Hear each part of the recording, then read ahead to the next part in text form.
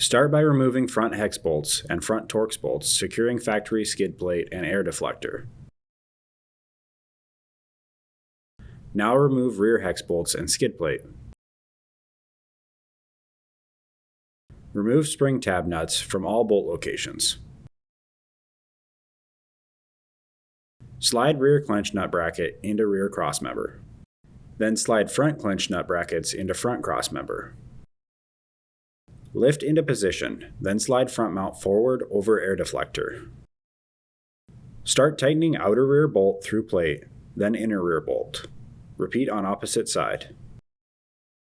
Now place washer plate between air deflector and front mount. Repeat on opposite side. Start outer front bolt. Repeat on opposite side. Tighten inner front bolt through plate. Repeat process for opposite side. Torque rear outer bolts, then inner rear bolts. Torque front outer bolts, then inner front hidden bolts.